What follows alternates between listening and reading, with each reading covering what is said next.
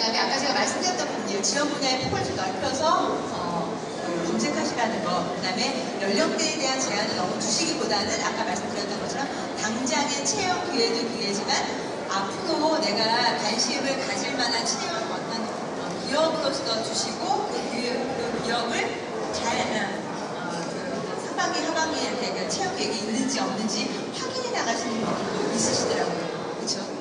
그런 것들도 필요합니다. 그래서 채용 정보에 대한 부분들 같은 경우 선생님들 보통 보면 제가 이렇게 빙하를 제가 가져왔는데요. 보통 선생님들이 사이트에서 보실 수 있는 채용 정보에 해당하는 부분들이 바로 공개된 정보, 그렇죠? 빙산의 일각이죠.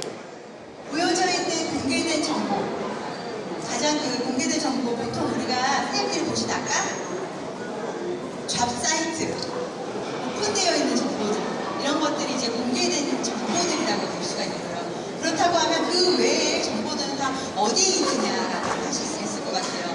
히든잡이라고 해가지고 비공개 정보, 전체 채용 시장의 80%에 해당하는 부분들이 오픈잡은 굉장히 일부분이고요. 대부분의 부분들 같은 경우에 있어서는 비공개 히든 정보에 대한 부분들에 대한 양이라든지 질이 더 많다라는 거. 그래서 이 비공개 정보에 대한 부분들 같은 경우에 있어서는 이제 회사의 어떤 내부 채용이라든지, 그 다음에 회사 내부 추천이라든지, 그 다음에 접수되어 있는 뭐 이력서라든지, 그 다음에 네트워크를 통해서 사람을 이제 추천을 하거나 인력 추천을 하는 경우, 보통 대부분의 부분들에 대한 채용 정보가 바로 이 비공개 정보에 해당하는 부분들입니다. 아시겠죠? 그렇기 때문에 아까 제가 말씀드렸던 채용 사이트를 통해 가지고 검색하고 확인하시고 정보에 나가시는 것도 굉장히 필요한 부분이긴 하지만, 여기서 보셨던 것처럼 비공개 정보에 대한 부분들에 대해서 선생님들이 발굴하시려는 어떤 노력들이 좀 필요할 것 같아요. 그렇죠? 비공개 정보. 이 비공개 정보 같은 경우에 있어서는 네트워킹을 통해 가지고, 그렇죠? 알려지지 않는 비공개 정보 같은 경우에 있어서는 양도 그렇지만 질적인 부분들에 있어서 양지의 채용 정보들에 대한 부분들이 훨씬 더 많습니다. 그렇기 때문에 선생님들이 인맥, 네트워킹을 통해서 비공개 정보에 대한 부분들에 대한 발굴이 필요하다는 거예요. 보통 연령이 좀 있으신 분들 같은 경우 물론 공개된 채용 정보를 통해서 취업하시는 경우도 있지만, 히든 정보, 비공개 정보를 통해서 인맥을 통해서 지인을 통해 가지고 그 회사에 대한 부분들 어떤 그런 기회들을 통해서 지원하시고 또 취업이 되시는 경우도 많거든요. 그래서 오늘부터는 온라인 채용 시장에 대한 부분들에 대한 것들도 계속 모니터링 해 나가셔야 되지만, 오프라인상의 네트워킹을 통해 가지고 비공개 정보에 대한 부분들에 대해서 좀 발굴을 해 나가셔야 된다라는 말씀을 드립니다. 그렇다고 하면 비공개 정보에 대해서 어떻게 발굴을 할 수 있는지, 먼저 가장 우선순위로 되는 부분들은 인맥에 대한 부분입니다. 선생님들 과거에 이제 같이 직장에서 근무하셨던 분들이라든지 아실 만한 지인이라든지, 그렇죠? 그 다음에 아니면 내 주변에 어떤 뭐 분들과 함께 내가 갖고 있는, 내가 그동안 해왔던 부분들에 있어서 주변의 분들이 또 잘 아신다라고 하면 선생님들한테 또 추천해 줄 수도 있고, 아니면 그런 그 회사나 업종에 대해서 동향을 알려줄 수도 있잖아요. 그래서 선생님들 자신의 인맥을 최대한 활용해가지고 취업적으로 활용하시는 부분들이 필요할 것 같습니다. 그래서 주변에 아시는 분들이 또 많으신 분들도 있지만, 그렇지 않고 나는 인맥 풀이 많지가 않고, 근데 주변에 아마 많이 아시는 분들이 계실 수가 있어요. 그러면 그분 인맥을 통해서, 그렇죠? 그래서 내가 그와 관련된 쪽으로 해서 취업하고자 하는데 그와 관련된 쪽으로 해가지고 아실 만한 분이 있는지, 뭐 이런 것들도 알아보시는 게 필요할 것 같고요. 보통 이제 저희가 이렇게 많이 만나다 보면 연령이 좀 있으신 남자생들 같은 경우에 있어서는 내가 현재 사직을 해서 어떤 구직 활동에 대한 부분들에 대해서 굉장히 오픈하기를 굉장히 꺼려하시는 분들이 굉장히 많으시더라고요. 그렇죠? 많으시죠? 네. 많으셔서 아직까지는 내가 그냥 알아볼 만큼 알아보고 나서 나중에 지인분들한테 알아보거나 이렇게 하겠다라고 하시는 경우가 많은데, 이게 사실 병은 많이 알리라 그랬잖아요. 구직 활동도 사실은 마찬가지입니다. 많이 알리셔야 돼요. 알리셔야지만이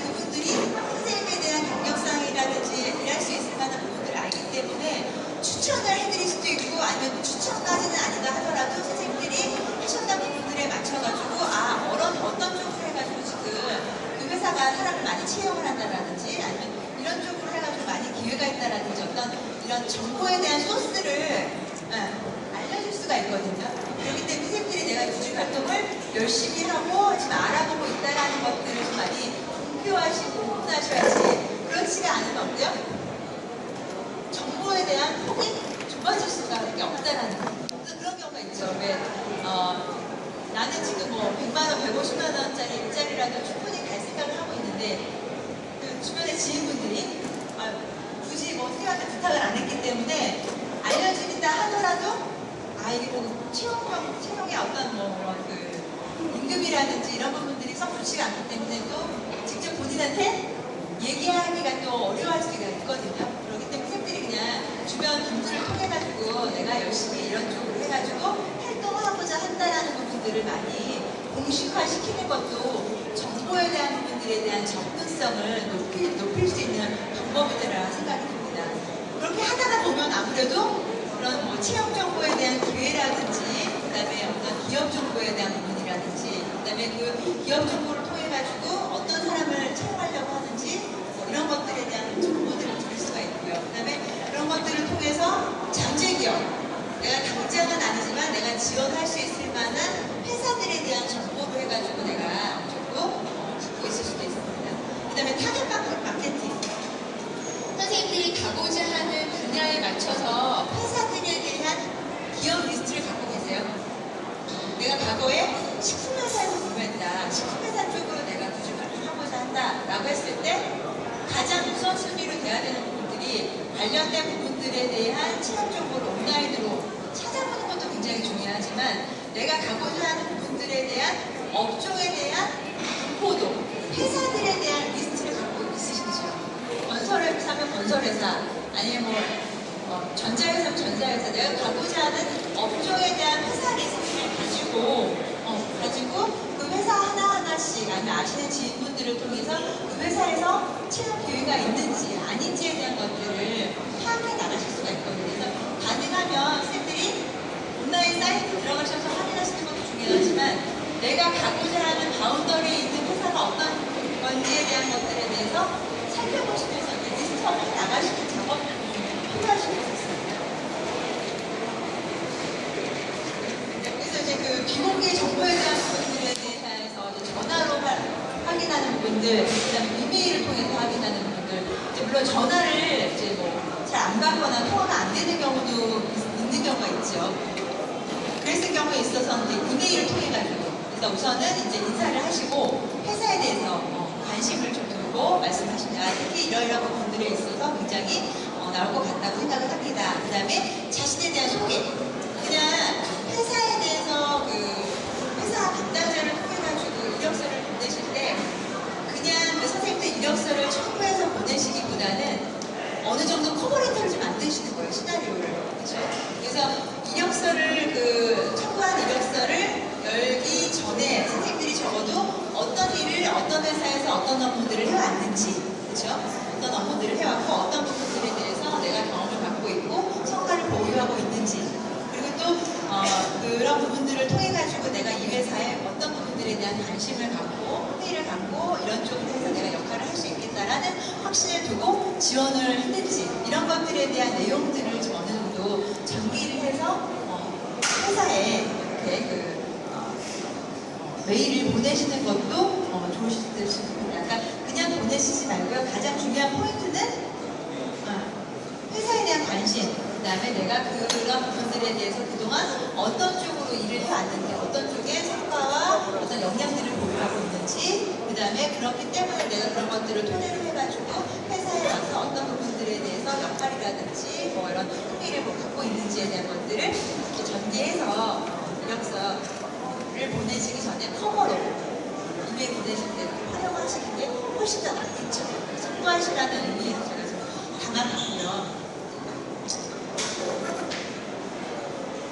이력서에 대한 부분도 오늘도 많이 갖고 오셨나요, 이력서? 안 갖고 오셨어요? 이력서를 준비해 오셔야지 아무래도 나중에 기업 지원관, 기업관으로 오셔가지고 직접적으로 이력서 제출하고 면접 보시기도 나을 것 같고요. 그렇죠? 그래서 이력서를 보통 박람회라든지 이런 데 오실 때는 준비를 좀 해오셔야 됩니다.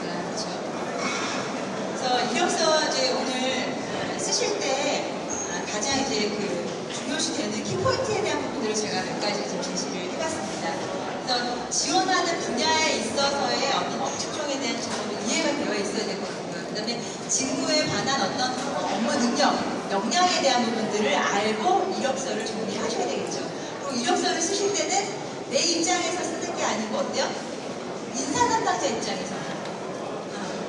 인사 담당자 입장에서 내용이 좀 눈에 들어오게. 그렇기 때문에 그 회사에서 어떤 사람을 채용하려고 하는지, 어떤 부분들에 대한 우대 조건을 갖고 있는지에 대한 것들을 잘 이해하셔서 그런 부분들을 이력서 포인트로 좀 잡아주시면 될 것 같고요.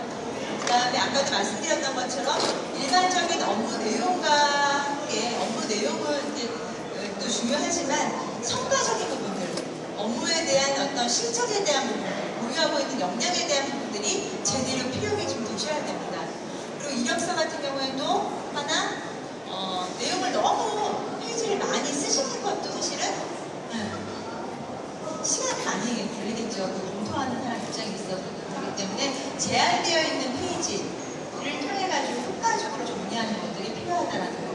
그래서 물론 이제 단수직으로 지원하신 분들 같은 경우에 있어서는 뭐 문방구식 이력서도 많이 쓰시는데 문방구식 이력서 쓰실 때 단순히 학교 졸업, 입사 퇴사만이 아니고 그 회사에서 어떤 업무를 하고 있는지, 뭐 했었는지, 어떤 부분들에 대해서 뭐 성과를 인정받았는지, 어떤 성과나 어떤 이런 부분들에 대한 잘했던 부분들에 대해서 이렇게 조금씩 기술을 해주시는 것도 나으실 것 같아요. 그래서 단순히 그냥 입사 퇴사만 쓸 게 아니시고 어떤 업무를 했는지, 어떤 부분들에 대해서 뭐 답을 인정받았는지 이런 정도까지 좀 정리를 해보시고 이력서 쓰시는 포인트는 내 입장이 아니고 이력서를 보는 회사 담당자 입장에서 작성을 하시고 보완해 나가시는 것들이 굉장히 필요하십니다.